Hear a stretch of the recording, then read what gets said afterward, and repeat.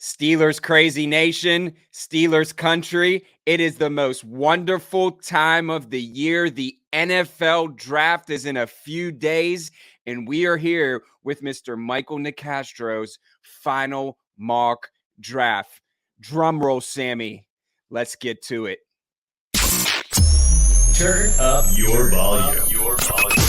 Because you're about to listen to The Sick Podcast. Steelers Crazy. Harris Smith shields. Flacco Polamalu takes it home. Super Bowl 43.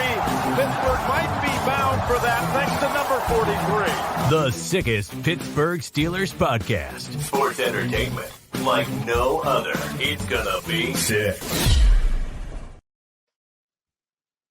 Well, as I said, it's the most wonderful time of the year. I know you have about 247 mock drafts, but this is the one that matters, man. This is the one you got to send in for the final review and live or die by it. So first off, how are you today? I'm good. It feels like 247, but it's just 3. So I'm proud of myself this year for limiting those a bit. I'm good, but my brain, I think, is going to explode. I am ready for the draft. I'm sick of hearing the players' names. I'm sick of hearing the rumors. I'm tired of the speculation, the smoke screens, the BS people are putting out there. Let's just get to it, man. I'm ready to see these guys walk across the stage. All of our projections are probably going to be wrong anyways. Yeah. So I have to stop treating this like an NCAA kind of like March our Madness bracket where I change it 36 times just to be wrong anyways. I call that overthinking. Look up overthinking in the dictionary and you'll see a picture of me with a March Madness bracket or an NFL draft. Yeah. So before we jump into the mock draft stuff, the Steelers press conference had a press conference today. Just kind of take away, some takeaways. Obviously, Mike Tomlin has his Mike Tomlinisms, as you call them. He kind of threw them out there a lot from what I caught. Just kind of talk about that, and then we'll jump into the draft buzz. Yeah, 2 major things for any Yinzer out there who might have missed it. The first thing that stuck out was the way they talked about pick 32, which is super rare for the Steelers to have because you don't get the first pick in the second round generally unless you're the worst team in the National Football League. And obviously that hasn't been close to the case with the Pittsburgh Steelers in a long time, right? I mean, Mike Tomlin's never had a losing season, so he's never had control of an entire day or round like this. So what Mike Tomlin and Omar Khan talked about was the fact that this is a pick that's going to be coveted by a lot of teams out there. They insinuated that they might already be fielding trade offers for pick 32. Yeah. Even with the unknown of who's going to go in the first 31 picks. Remember, the Steelers got this pick because they traded Chase Claypool to the Chicago Bears. This could have been in the range of anywhere from, 33 to 45, and then the Bears turned out to be to have the worst record in football. So they caught a huge break there. They're going to be open to trading that.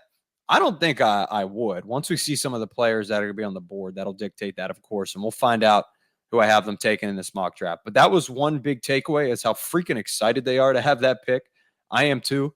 I said the most dramatic and exciting part of the Steelers offseason so far is not going to be who they take in the first round, but it's going to be that 16 hours in between whenever they draft a player, and then they're on the clock for 16 hours leading up to Friday when the second round will start. So that was one thing. And the other takeaway was the way they talked about the 17th pick. Omar Khan and Mike Tomlin mentioned that they're very comfortable positionally everywhere across the board. They don't feel like they have this huge pressing need that they have to fill, which put me back because I had them trading up, and I still might. But to me, that sounded like a vote of confidence that they can sit back at 17 and get a really good player who's higher on their board. So I might hedge my bets a little bit today. However, I'll hit you guys on Twitter with a final at Mic'd Up Sports 1 before the draft.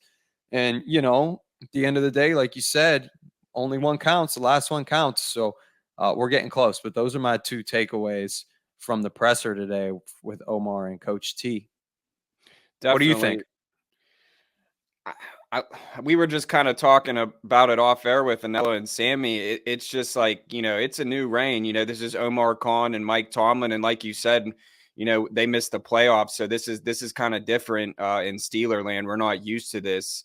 I really have no words right now because I really can't pinpoint. I don't want to speculate anything. I just know that we have pick number 17, and I know that, I think that we're going to take Joey Porter Jr. If he's still there. Again, I keep saying about the Peter Skoronski, but like we kind of just talked to about what's going to dictate it is where the quarterbacks are taken, and, the Jets taking an offensive lineman. We'll touch on the Aaron Rodgers trade was finally finalized. And yeah, it has nothing to do with the Steelers, but it does in draft implications and stuff like that. And he's in the AFC now. So maybe we'll be seeing him, but just talk about the current draft buzz and what is going on outside of the Steelers. Yeah. A lot of people have lives and jobs, so they don't get to pay attention to Twitter the way I do, I suppose, on a daily basis and scroll whoever, in the know is creating or reporting things that teams may or may not be putting out there. I guess I'll put it that way, because like we said before, who knows if what's being reported right now is smokescreen or facts. But the draft buzz right now is really interesting. I'll go through some of it briefly. The favorite to be the second overall pick right now is Will Levis. Where did that come from? To me. Kentucky quarterback was talked about maybe a few weeks ago as falling out of the top 10. But I've said it on this show. I just said it to you off air, and I've tweeted it before. The people, I should say, I trust most, I don't even know if they qualify the people category, are not analysts. They're not anybody like you and I. They're not Daniel Jeremiah, Peter King, as much respect as I have for those guys. It's Las Vegas. Vegas knows things. Sportsbook spreads, right? They know. Somehow. They always know. You've bet NBA, you've bet NHL, I've bet baseball and football and lost money, and always see how damn close they are to getting it right. Will Levis is the favorite to go number 2. Something strange is happening there. I think maybe a trade up. Bijan Robinson, top running back prospect in this class, is the favorite to go number 8 to the Falcons. I found that to be really interesting. And then the last thing that I found to be really interesting as well that has swayed some of my thinking is that 2 offensive linemen, right, are probably going to be in that 10 to 17 range where the Steelers are picking. I think Paris Johnson's going to be off the board from Ohio State, and Peter Skoronski, the guy we keep talking about, I don't think he'll fall to 17 either. So those 2 names are Broderick Jones from Georgia, Darnell Wright from Tennessee. Broderick Jones has always been favored and mocked higher than Darnell Wright, included by me the last couple of weeks. But Darnell Wright's a pretty big favorite to go ahead of Broderick Jones right now in Vegas, according to the Vegas insiders. His name has got so much steam recently. He can play right and left tackle. He's more polished and seasoned than Broderick Jones, who only started 1 season at Georgia. So that's telling me right now that I think Darnell Wright is somehow going to go ahead of Broderick Jones in this draft, which throws things off because my last mock draft was Darnell Wright for the Steelers. But it also, pushes Broderick Jones down the board a little bit, which he's a left tackle. I think the Steelers and fans might actually be happier with that if he's closer to the black and gold selection. Yeah. I have a question too, talking about Georgia Bulldogs. Do you think if Jalen Carter did somewhat, does he have the possibility of falling that? And do you think that the off the field issues are coachable? And do you think that would, if he was there, do you think the Steelers could possibly take him? I don't see him falling that far. Just kind of wanted to get your take on that, because I was reading an article today about it, and I was kind of like, the talent's there. It's just, you just got to hope everything works out as far as on the person side. And I don't, I'm not going to touch on that because I don't know enough, about it and what he's dealing with and what's going on there. But just kind of, it's very interesting because, again, this draft is very crazy. And I can't remember when via trade, like when is the last time the Steelers did pick at like 17? Like it's been a while. Yeah, it's a really, really good question for sure, because I don't think he's going to fall out of the top 10 first and foremost.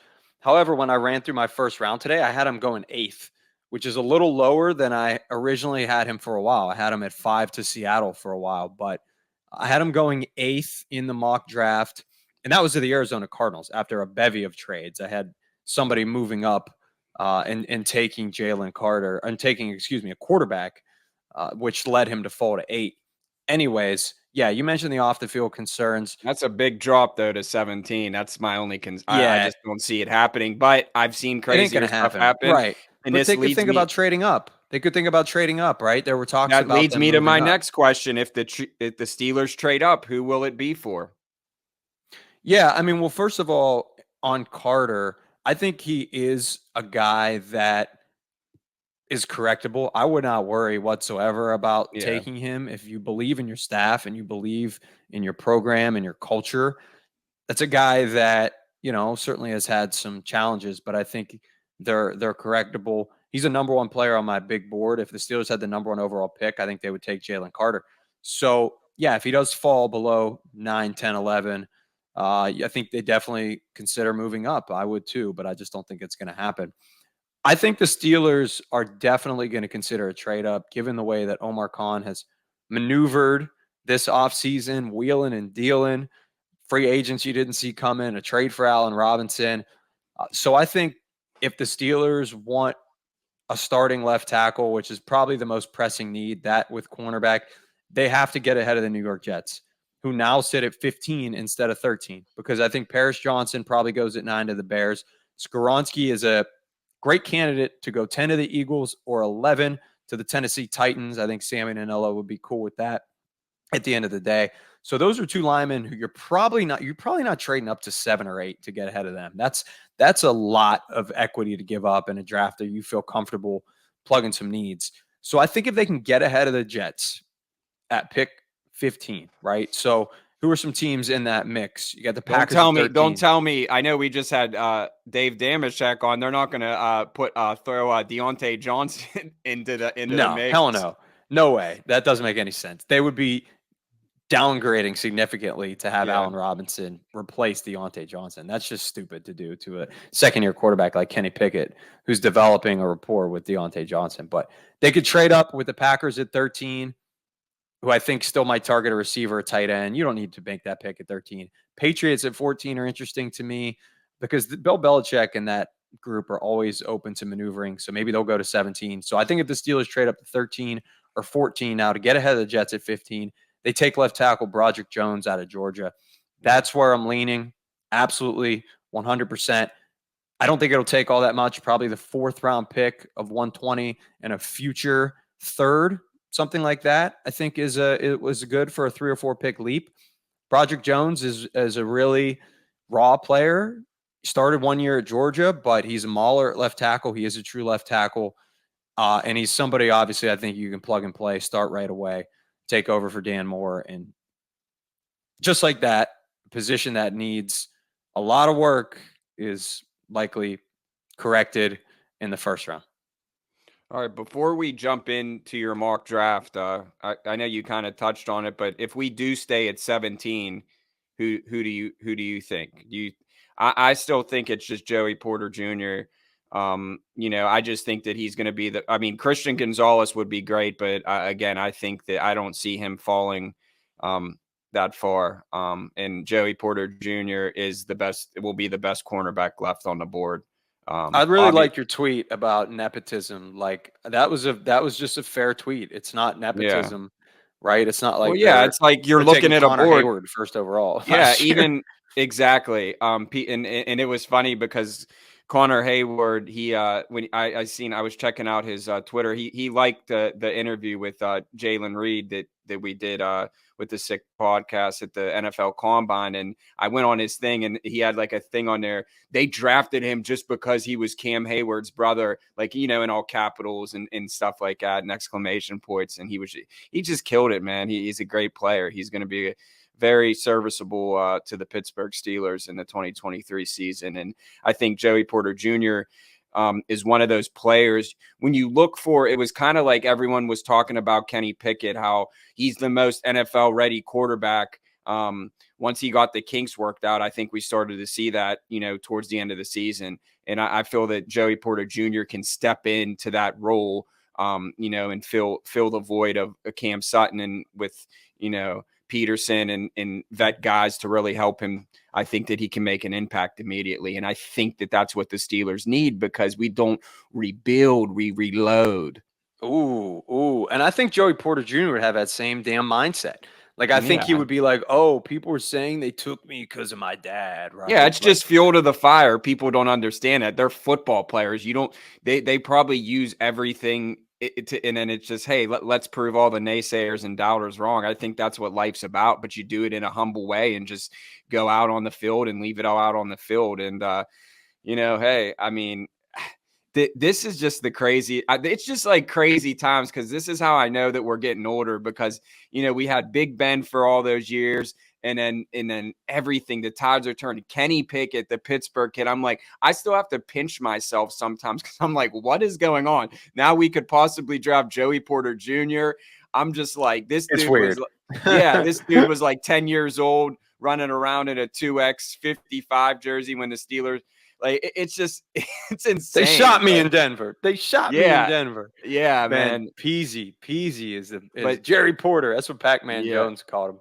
Jerry Porter Jr. could be a Steeler.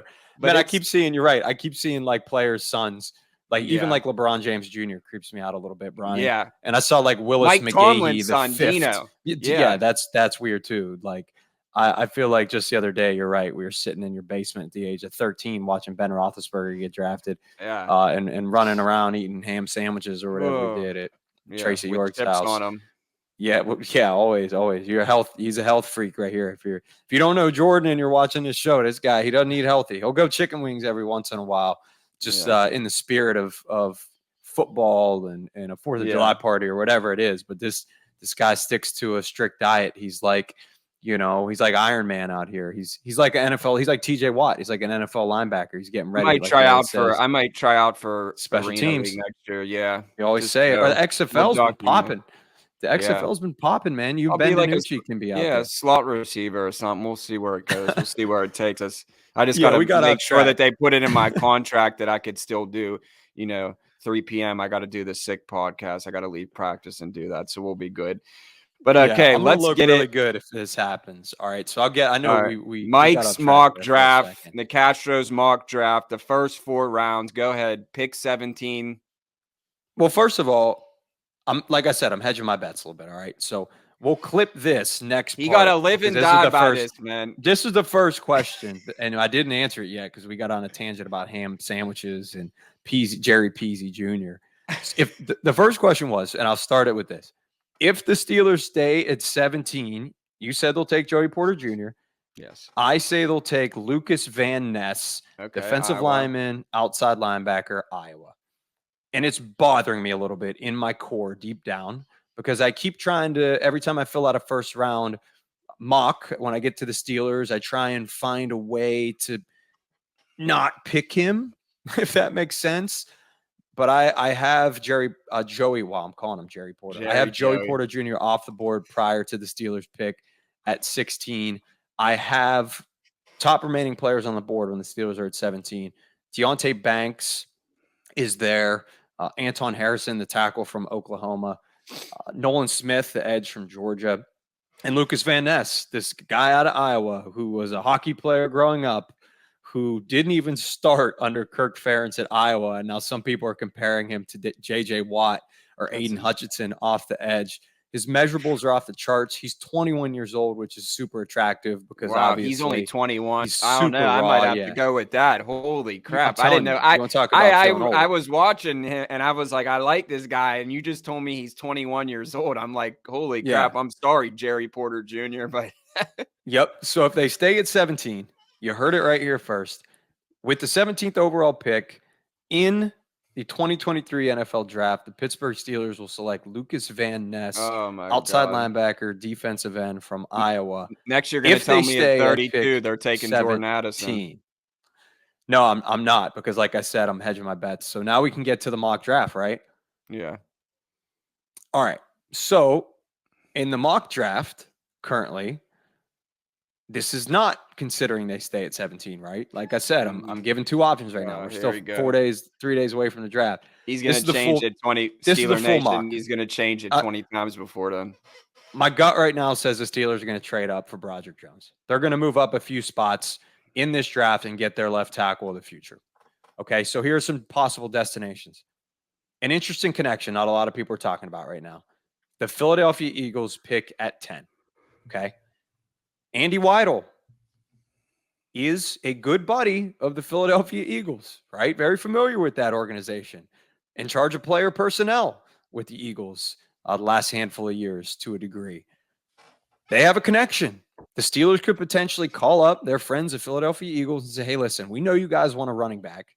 We want an offensive lineman. 10 is a little too rich to take Bijan Robinson or Jahmyr Gibbs out of Alabama. Let's swap picks, and then we can get our left tackle, Paris Johnson or Broderick Jones. I don't think they move up that far ultimately. I'm going to have them moving up in that range with the New England Patriots at pick 14. I'll say pick 14. The Steelers move up. Patriots bump back to pick 17. The Steelers give up their fourth rounder this year, pick 120. Call it a future fifth as well. They take Broderick Jones, left tackle out of Georgia with the 14th overall pick. You have me on record, officially, mock draft Mike. Steelers trade up for their left tackle. You going to change your Twitter handle for this week? Georgia. No, like I said, I gave out two things. If they stay at 17, I think it's Van Ness. It's hard as hell to predict trades. All right. It's hard to predict trades. Broderick isn't going to be there at 17, but right now going out on a limb for him. 2 limbs, I guess. Yeah. So what? So second round? Yeah. Yeah. So Broderick Jones with the first pick. Second round, I'm going defensive tackle out of Clemson. I'm sure everybody's heard this name already. You up to Brian Bresee? Yeah. Brian Bresee. I was just watching highlights. Yeah, he's a good player. His problem is he's been injured the last couple of years, which is why I think he falls out of the first round. So was George Pickens, and look at him now. Exactly. The Steelers are not afraid to take guys with an injury history. That's a great point. And that's something that I put in my mock draft right up with Brian Bresee. Mike Tomlin loves this kid. Bresee, in his press conferences, described Tomlin as a good friend because of how often he was at Clemson's pro day or Clemson games talking to them. This guy is a guy who's versatile lineman, can play all over the defensive line. We're going away from that zero tech. There's no Casey Hamptons anymore. Even the Montravius Adams of the world are kind of worthless. This guy honestly can play 3 downs as a 3 or 5 tech. Really, really, promising player. Was the number 1 recruit coming out of high school before he went to Clemson. Brian Bresee at 32. He's going to fall out of the first round. Like I said, he's missed 13 games with injury. His best football is still to come. It's, I think, what the Steelers could do at pick 32. So you go right to the trenches with the first 2 picks. Andy Trenches, Weidel, Broderick Jones, offensive tackle, Brian Bresee, defensive tackle. Boom, just like that. Trenches, short up, first 2 picks. And what's the next one, 49? Next one's 49. I have Darius Rush, cornerback out of South Carolina. You have him going Joey Porter Jr. in the first, locking down that cornerback. I have them finally going corner with the second pick of their second pick of the second round. Some would say this is a little bit of a reach, but who the hell knows? It's the NFL draft. You don't know where these teams have these guys ranked. Rush is 6'2", so he's tall. He is a project to a degree. He was a receiver for a long time. Recently made the switch to corner. So I think it'd be a good learning curve for him to chill under Patrick Peterson for a year. Some people are comparing him to Trayvon Diggs, Cowboys corner who played receiver for a while, high school and college, and now is just a ball hawk. Intercepts the ball left and right. So I think Rush is a dude the Steelers like. Maybe a bit of a reach at pick 49, but they get their corner. Poor man's Joey Porter Jr. Tall, rangy, can make a lot of plays on the ball, but he's going to need some work. Is that too late to take a corner pick, you think? I mean, everything's on the table with this draft. I don't think anything. It's what people don't realize is even if someone would give you if you don't know anything about football and they just said, here's a sheet and these are the rank by their, the statistic, you take the best player on the board. I mean, it's common sense.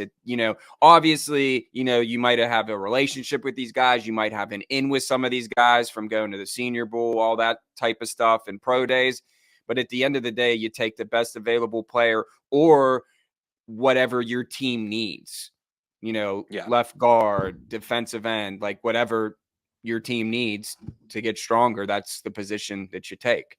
Yeah, man. I said it, this is a guess. right? It's a guess. Even people in the know need to acknowledge that we are just guessing out here, right? Like we can act like we Everyone's have all this guessing. inside information. The reason we're guessing is because if anybody knew outside of the Steelers brass, they're derelict of duty. They're doing a bad job then, right? Yeah. Because why would they want you, me, Post Gazette writers, trib writers, radio hosts to know who they are taking, to Yeah. know their plans? Because if that gets out, it only hurts them at the end of the day. So Definitely. they're smarter than that. They're not stupid. We connect the dots, right? That's all we can do over here. Mhm. Think about what positions they need, players they've brought in, and a consensus top board, put our board together and just go from there, man. I've had some success. I didn't have him taking Kenny Pickett, but the year before I had him taking Najee Harris.